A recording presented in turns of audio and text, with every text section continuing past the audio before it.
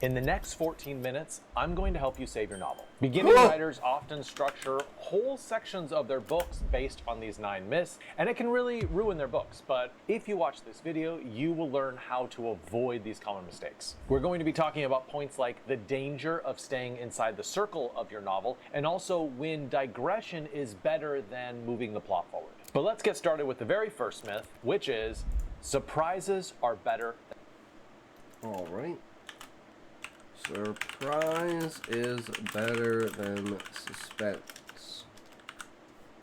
suspense. I think beginning writers tend to prioritize surprises because they're like, oh yay, surprises are fun. Like, who doesn't like a surprise in a novel? But on the whole, I think they tend to give less attention to the technique of suspense.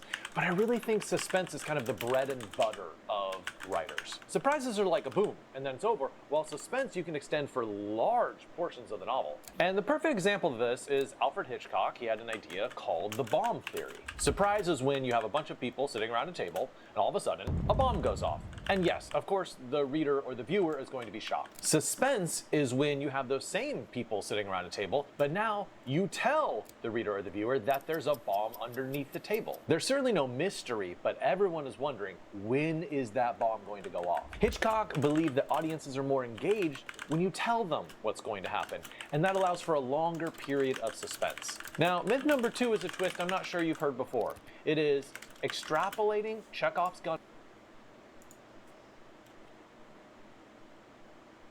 Well, shit.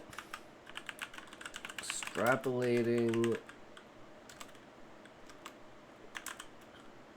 Chekhov's gun principles to the whole story.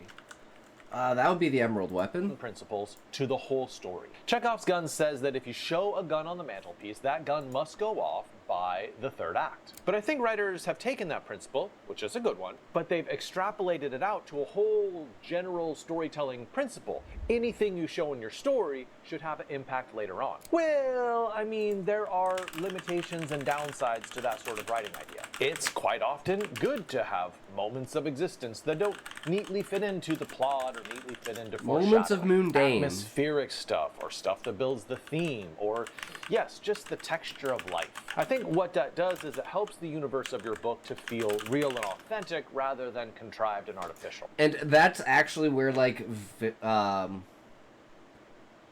Viceroy plays a huge role at the beginning of, like, setting the world, because he's the unknown character.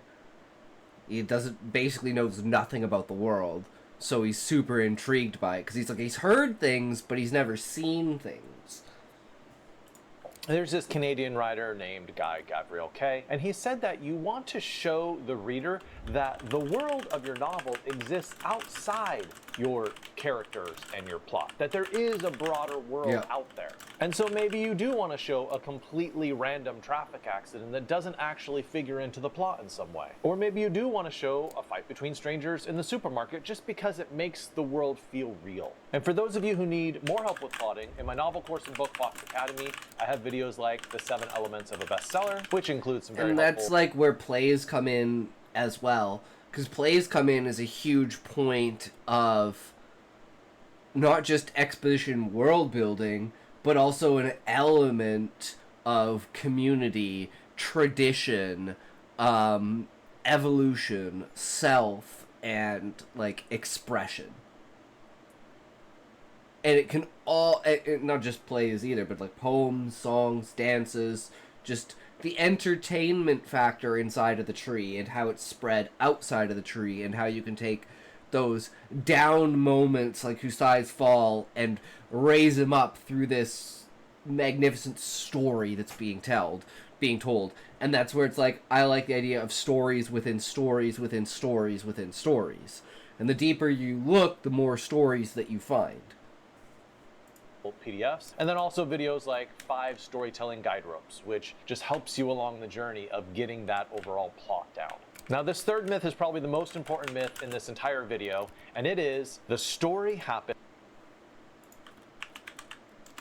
The story happens before the secret is revealed. happens before the secret is revealed. A lot of beginning writers, I think, have this assumption that all of the story, or at least say 90% of the story, should happen before that big secret is revealed in the climactic moment. But the truth is that a lot of the oomph of a story can come after a secret is revealed, because we get to see how all these characters react to the aftermath. Now, Leanne Moriarty wrote a wonderful book called Big Little Lies, and it was turned into a series, and we're actually going to talk about the series for this example. So at the beginning of the show, there are two mysteries. We know somebody has died, but we don't know who, and we know someone has killed him, but we don't know who. And then at the end of the first season, we learn the answer to both of those mysteries, and spoiler alert, it was the abusive husband who was killed, and it was one of the women who pushed him down a flight of stairs. And then there is a second season. And so you no longer have that mystery powering the plot, because all the viewers know what the mystery is. Instead, we are attracted. I guess that's actually very true, because we reveal the mystery at the first quarter. Between the attack on Garuda, the exile of the adventurers, the death of Zaid, and the reveal of the monarch all happens at the quarter mark of the book. And so we still have more secrets to reveal, but that's like, we've revealed the big bad and why the big bad is the way it is, and we've revealed why Fafnir is attacking and why the Beastmen are so adamant to be against the monarch. Even though the tree seems like such a paradise, it's because of what the tree was built on. The death of a god. Seeing how these characters deal with the aftermath. Now that the cat is out of the bag, they're dealing with the psychological after effects of abuse. They are dealing with police officers investigating the crime. And it's a great example to show you that a story doesn't end when a secret is revealed. It opens up so many more possibilities for where you can take your story. Now, if you are writing a typical genre novel, then yes, most of those do end when the mystery is revealed. But for all of you people out there who are writing in different genres, use a secret, say, in the middle of a book, and then explore what happens once that secret is out. Now, this fourth myth is a doozy. It is narrative efficiency. Narrative efficiency is always better than digression. Efficiency is always better than digression. I've actually spoken about this a number of times on this channel, talking about the Moby Dick chapters, where it's all about like the size of whale heads, and also in Neil Stephenson's Snow Crash, all those chapters about the Sumerian language and the history of it. Or recently, I was reading Murakami's Wind-Up Bird Chronicle, and there are all these chapters of backstories of super minor characters, and the reader's wondering, why are we getting all of this? Now, usually I come down on the side of like, be wary of gigantic digressions. For every one reader that's like super interested in that, there's gonna be 10 readers who are gonna put the book away and be like, you lost me. I'm not saying never do it, I'm saying be wary of it. But let me add a caveat. Small digressions are absolutely wonderful, and really they're essential for your book. Let's look at The Reluctant Fundamentalist by Mosen. And again, that's where plays, dances, and other things like that, like imaginative, like the characters doing like a brainstorming session while they're walking their chocobos to, you know, create a new play, or like they're watching a fight and some sort of monster does a move and it's like, oh, this inspires me for like a new dance move or something like that. Taking an event, pulling it into a character, using that character's mind to create and draw their own conclusions from it and apply that to another aspect of the book, just to show how characters think and, you know, what they pay attention to and stuff like that. This is a book about terrorism and about radicalization after 9/11. Also, like, backstory with, like, religion, how there's no writing and history, the old world and everything like that, the conflict between the Beastmen, the structure of the tree, like, it can all be worked in small ways that don't feel like complete chapter exposition dumps. Like, there's a little piece of it in each chapter. Like, the first chapter, 100-Year Quest. Okay, now we know about, like, dungeons and adventurers. Chapter 2, okay, well, now we know about the political landscape. Chapter 3, okay, well, we know there's, like, we know about magic and, like, the soulscape and everything like that. And then chapter 4, you learn about, oh, well, here's all the beastmen outside of the tree and everything like that. Or actually, that would be Ifrit and everyone about outside of the tree. Walker, Yap, and Hildebrandt, and Fafnir. And then the beastmen. So it's like each chapter is introducing a new aspect until we get to the actual fight at Garuda. And then the fall of everything.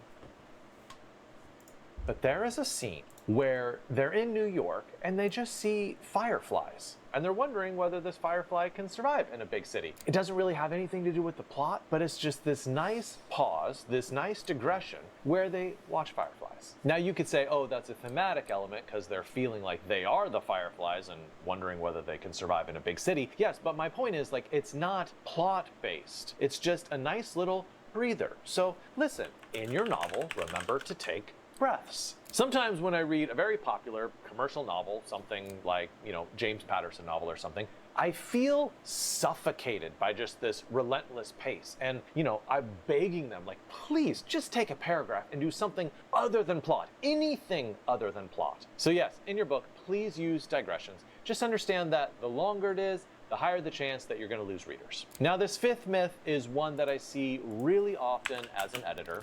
It is the payoff should come quickly after the setup. Well, it depends. come quickly after the setup. So what I see in a lot of unpublished manuscripts is the writers will come up with a great setup and then they will solve that problem or give the payoff in like the next chapter or by, say, the end of that chapter. And I'm like, oh, you were doing so well, but then you just resolved that problem a little bit too quickly. If you just waited 3 chapters or waited 6 chapters or waited till the end of the book to resolve that problem, it would have kept a lot more tension in the book and been much more pleasurable for the reader. Delay the payoff, delay the solution, keep things unresolved. And for an example of this, have you guys heard of the brick joke? Now, the brick joke is just a writing technique that teaches us how to keep distance between the setup and the payoff. Now, it's called the brick joke because imagine someone throwing a brick up into the air, which is basically like telling the premise of the joke. And then you keep on telling the storyline, and then later on, that brick will finally come down, which is, revealing the punchline, say. A great example of this is from Seinfeld, the episode The Marine Biologist. At the beginning, just for fun, Kramer is hitting a whole bunch of golf balls into the ocean. That's the setup. And then at the very end of the episode, George has pretended he's a marine biologist, so he is forced to go into the ocean and try to save a whale. And he reveals that what was obstructing the whale's blowhole was, a golf ball. Now, the brick joke doesn't only apply to jokes, it really applies to every single part of your narrative structure. You just want that payoff to be as far as possible from that setup. Now, the sixth myth is a very tricky one. It's tough to avoid. It is, and then is good enough. A lot of authors... And then is good enough.